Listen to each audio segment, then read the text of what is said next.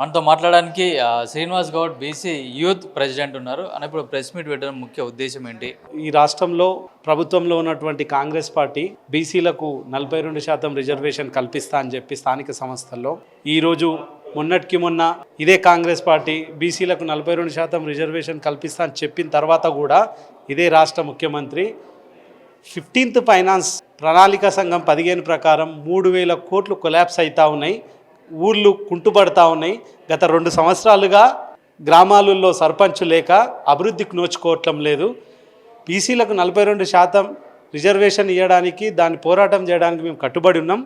అంతలోనే బీసీలు గ్రామాల్లో అభివృద్ధి లేదు కాబట్టి 42% రిజర్వేషన్ పక్కన పెట్టినా పార్టీ పరంగా మేము ఇచ్చి ఎన్నికలు జరిపిస్తామని చెప్పి జరిపిర్రు. సర్పంచ్ ఎన్నికలు అయిపోయినాయి. సర్పంచ్ ఎన్నికల్లో కూడా అదే పార్టీ ప్రెసిడెంట్ అయినటువంటి మహేష్ కుమార్ గౌడ్ గారు కానీ రాష్ట్ర ముఖ్యమంత్రి వీళ్ళే చెప్పారు పార్టీ పరంగా అయినా 42% రిజర్వేషన్. ఎక్కడా కూడా 42% రిజర్వేషన్ ఇస్తామని చెప్పిన తర్వాత ప్రెసిడెంట్ గారు కానీ ముఖ్యమంత్రి గారు కానీ కాన్స్టిట్యున్సీలో ఉన్నటువంటి ఎమ్మెల్యే గారు కానీ ఒక్కరు కూడా బయటికి వచ్చి ఈ మండలంలో ఇగో 40 గ్రామ సర్పంచులు ఉన్నారు, దానిలో మేము ఒక 50%, 42% అంటే దాదాపు 18, 20 మేము ఇస్తున్నామని ఒక్క నాయకుడు కూడా బయటకు వచ్చి చెప్పలే. అయిపోయినాయి. దానిలో బీసీలకు చైతన్యం ఉంది కాబట్టి ఈ చైతన్యంలో భాగంగా దాదాపు 50%, 51% పైగా బీసీలు గెలిచారు. కానీ ఇప్పుడు దాని తర్వాత కూడా అది ఎన్నికలు అయిపోయిన తర్వాత ఇదే రాష్ట్ర పీసీసీ అధ్యక్షుడు ముఖ్యమంత్రి వర్యులు ఏమని చెప్పారు? స్థానిక సంస్థల సర్పంచ్ ఎన్నికలు అయిపోయినాయి, మున్సిపాలిటీ జడ్పీటీసీ ఎన్నికల గురించి శాసనసభలో చర్చ పెట్టి దాని గురించి చర్చించిన తర్వాత ఎట్లా చేయాలని ఒక మార్గం తెలుసుకున్న తర్వాత ఎన్నికలు నిర్వహిస్తామని చెప్పారు. కానీ మొన్న ఇదే శాసనసభలో 5-6 రోజులు శాసనసభ నడిచింది. దానిలో నదీ జలాలు, కృష్ణా జలాలని పెద్ద ఎత్తున చెప్పారు. కానీ ఆ జలాల గురించి మాట్లాడారు తప్ప బీసీల 42% జడ్పీటీసీలో మున్సిపాలిటీలో ఇస్తామన్న వారే చెప్పింది. ముఖ్యమంత్రి స్వయానా ఈ మీడియా సమావేశం ఏర్పాటు చేసి మేము చర్చిస్తామని చెప్పింది. ఏ క్వశ్చన్ ఒక్కరోజు అంటే ఒకరోజు ఒక 0 అవర్లో కూడా దీని నుంచి చర్చ రాకుండా తప్పించుకురు మున్సిపాలిటీ ఎన్నికల్లో అని చెప్పి సర్వం సిద్ధమైంది. అధికారులు కూడా పెద్ద ఎత్తున ఏర్పాటు చేయడం జరిగిందని చెప్పి అన్ని పేపర్లో మీరు చూస్తూ ఉన్నారు. అంటే ఈ రాష్ట్ర ప్రభుత్వము తాను ఎన్నికల్లో భాగంగా ఇచ్చిన వాగ్దానం వారే ఇచ్చిర్రు. బీసీలకు బీసీ డిక్లరేషన్ పేరు మీద, కామారెడ్డి డిక్లరేషన్ పేరు మీద వారు వచ్చి బీసీలకు 42% రిజర్వేషన్ దాదాపు 21 అంశాలపైన వాళ్ళు విద్యా, ఉద్యోగ, రాజకీయ రంగాల్లో బీసీలకు న్యాయం చేస్తామని చెప్పి పక్క రాష్ట్ర ముఖ్యమంత్రి బీసీ ముఖ్యమంత్రి సిద్ధరామయ్య తీసుకొచ్చి ఎన్నికల వాగ్దానం చేసిరు. ఓ కులగణన చేసిరు. అది తప్పుల తడక అని చెప్పి రాష్ట్ర వ్యాప్తంగా అందరికి తెలుసు. తర్వాత 42% రిజర్వేషన్ కల్పిస్తానని 2 సంవత్సరాలుగా బీసీలకు నమ్మించి మోసం చేసి తడిగుడ్డతోటి ఈరోజు కోసింది. రేపు ఎన్నికల్లో పోతా అంటున్నా ఉన్నాం. ఈ రాష్ట్ర ముఖ్యమంత్రి గారికి, పీసీసీ అధ్యక్షుడి గారికి ఒకటే దలుచుకున్నాం ఈ మీడియా ద్వారా. మీరు 42% ఎవరు అడిగిరని మీరే ఇస్తామన్నారు కదా, ఇచ్చి మీరు ఒకటే అంటారు కదా, మా నాయకుడు రాహుల్ గాంధీ గారు మాటిస్తే మడమదప్పడు, మాది ప్రజాపాలన, మాది ఇందిరమ్మ పాలన, మా ఇందిరమ్మ పాలన ప్రజల కోసం మేము పనిచేస్తాము, మేము మాట తప్పము అని చెప్పిన ఈ కాంగ్రెస్ పార్టీ ఇప్పుడు ఎక్కడ పోయిందని అడుగుతా ఉన్నాం. మీ ప్రధాన ప్రతిపక్ష నాయకుడైన రాహుల్ గాంధీ మీ అధినేత అని చెప్పుకుంటారు కదా, కేంద్రంలో బయట వచ్చేమో మీడియా ముందల బీసీలకు ఇది ఎక్స్రే లాంటిది, బీసీలు ఈ దేశంలో ఓబీసీలు ఎంతమంది ఉన్నారో తెలియాలంటే ఎక్స్రే లాంటిది తీస్తేనే కదా ఈ ఓబీసీలు ఎంతమంది ఉన్నారో, ఈ వర్గాలకు సంబంధించిన నాయకులు ఎంతమంది ఉన్నారో తెలుసుకుంటామంటారు కదా. మళ్ళీ పార్లమెంట్లో మీరు మాట్లాడిన తర్వాత ఈ 42% రిజర్వేషన్ గురించి, కులగణన గురించి ఈ రాష్ట్ర ముఖ్యమంత్రి మీ దగ్గరకు వచ్చి పవర్ పాయింట్ ప్రజెంటేషన్ ఇచ్చిండు కదా. దీని మీద ఈ 42% రిజర్వేషన్ మీద ఒక్క రోజు కూడా మీరు ఆ పార్లమెంట్లో మాట్లాడిరా? దాదాపు 99 మంది రాష్ట్ర ఎంపీలు ఉన్నారు కదా, ఇండియా కూటమికి సంబంధించిన 243 మంది ఎంపీలు ఉన్నారు కదా, ఒక్కరోజైనా మాట్లాడిరా?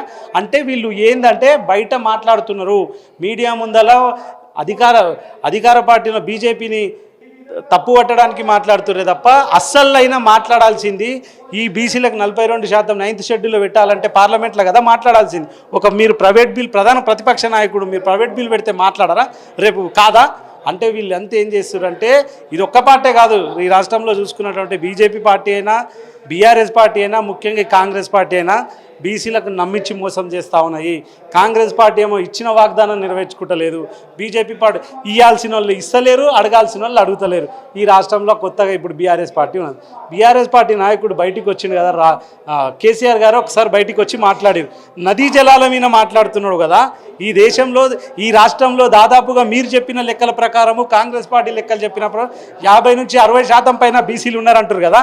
60% పైన ఉన్న బీసీల గురించి ఒక్క మీ నోటి ద్వారా మీ నోటి మాట బీసీలకు 42% ఇస్తాన కాంగ్రెస్ పార్టీ ఎక్కడ పోయిందని అడిగిరా?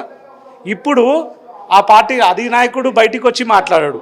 వీళ్ళైనా మీరు అర్థం చేసుకోండి, ఇదే కాంగ్రెస్ పార్టీ సరే ఈ 42% రిజర్వేషన్ ఇవ్వడానికి కేంద్ర ప్రభుత్వం ఇవ్వాలి, ఇబ్బంది ఉన్నారు అంటారు కదా. మిగతా ఎక్కడ పోయినా బీసీలకు 42% ప్రైవేట్ రంగంలో ఇస్తున్నారు, అది ఎక్కడ పోయింది? 42% వాళ్ళు నామినేటెడ్ పోస్టులు ఇస్తామన్నారు, అది ఎక్కడ పోయింది? 20,000 కోట్లతోటి బీసీ సప్లాన్ పెడతామన్నారు, అది ఎక్కడ పోయిందంటే దాదాపుగా 21 అంశాలు, ఒక 2 అంశాలు వీళ్ళు చేస్తే దాదాపు 19 అంశాలు ఇంకా ఉన్నాయి కదా. దాని మీద ఎవడాపుతుండు? మీకు 20,000 కోట్లు పెట్టడానికి బీజేపీ ఆపుతుందా? నామినేటెడ్ పదవుల్లో 42% ఇవ్వడానికి బీజేపీ ఆపుతుందా? అంటే మీకు ఇవ్వాల్సిన ఆలోచన లేదు. అంటే బీసీల ఓట్లు గంపగుత్తగా వేసుకొని అధికారంలో రావడానికి ఆలోచన చేసిరే తప్ప బీసీలకు రాజ్యాధికారం వైపు పయనింపజేయడానికి కానీ బీసీలకు సంక్షేమం గురించి మీరు ఏ కోశాన ఆలోచిస్తలేరు. కాబట్టి ఈ రాష్ట్ర ప్రభుత్వం మీ మీడియా ద్వారా ఒకటే చెప్తా ఉన్నాము, బీసీలకు 42% చట్టబద్ధంగా రిజర్వేషన్ కల్పించిన తర్వాతనే మీరు పోవాలి. ఒకసారి మీరు మీ భవిష్యత్ కార్యాచరణ ఏ విధంగా ఉంటుంది? ఒకవేళ మున్సిపల్ ఎన్నికల్లో కనుక రిజర్వేషన్లు 42% రిజర్వేషన్ అమలు చేయకుంటే బీసీ సంఘాలుగా మీ భవిష్యత్ కార్యాచరణ ఏ విధంగా ఉంటుంది? 100% బీసీ సంఘాలుగా మేము బీసీలకు 42% రిజర్వేషన్ కల్పించాలని చెప్పి బీసీ సంఘం ఆధ్వర్యంలో పెద్ద ఎత్తున రైలు తీసుకుపోయి ఢిల్లీలో ఉద్యమం చేసిన తర్వాతనే కేంద్ర ప్రభుత్వం బీసీలకు కులగన్న చేస్తా అన్నది. ఈ రాష్ట్ర ప్రభుత్వాన్ని కూడా మేము హెచ్చరిస్తా ఉన్నాం మీడియా ద్వారా, బీసీలకు 42% రిజర్వేషన్ ఇవ్వలేకపోతే మీరు చెప్పిన లెక్క ప్రకారం 56% బీసీలు ఉన్నారని మీరే లెక్క చెప్తున్నారు కదా. 56% బీసీలకు ఇప్పుడు 110 మున్సిపల్ చైర్మన్లు ఉన్నారు, దానిలో 67 మీరు లెక్క చెప్పిన ప్రకారం కూడా 67 మున్సిపల్ చైర్మన్లు వస్తాయి. మీరు రేపు బయటికి రావాలి. రేపు ఈ రాష్ట్ర పిసిసి అధ్యక్షుడు ముఖ్యమంత్రి బయటికి వచ్చి బీసీలకు 56% సారీ చెప్పాలి. ఫస్ట్ అన్నిటికన్నా ముందు బీసీలకు మేము వాగ్దానం చేసినాం, తప్పుడు వాగ్దానం చేసినాం, మాకు చేత అయితలేదు, బీసీలకు మేము ఇచ్చిన మాట మీద నిలబడతలేము, మాకు చేతనైతలేదని చెప్పి చేతులు జోడించి బీసీ ప్రజలకు క్షమాపణ కోరిన తర్వాత బీసీలకు మీరు చెప్పిన లెక్క ప్రకారం 56% బీసీలకు 67 మున్సిపాలిటీలు రానున్న కార్పొరేషన్ చైర్మన్లు మీరు ఇవ్వాల్సిన అవకాశం ఉంది. దానికోసం మీరు ఒకవేళ ఇవ్వకపోతే ఎట్లయితే సర్పంచ్ ఎన్నికల్లో మీరు ఇవ్వకపోయినా 50% పైన ఓటు అనే ఆయుధంతో బీసీలు ఎట్లా గెలిచిరో ఈ మున్సిపాలిటీలో కూడా జనరల్ స్థానాల్లో బీసీలను గెలిపించి బీసీల సార్థం. అదే కాకుండా బీసీ ముఖ్యమంత్రి నిన్ను మీ రాష్ట్ర మంత్రులని ఎమ్మెల్యేలని రానున్న రోజుల్లో మీరే అంటున్నారు, రానున్న కొన్ని రోజుల్లోనే రాహుల్ గాంధీ హైదరాబాద్ వస్తారని.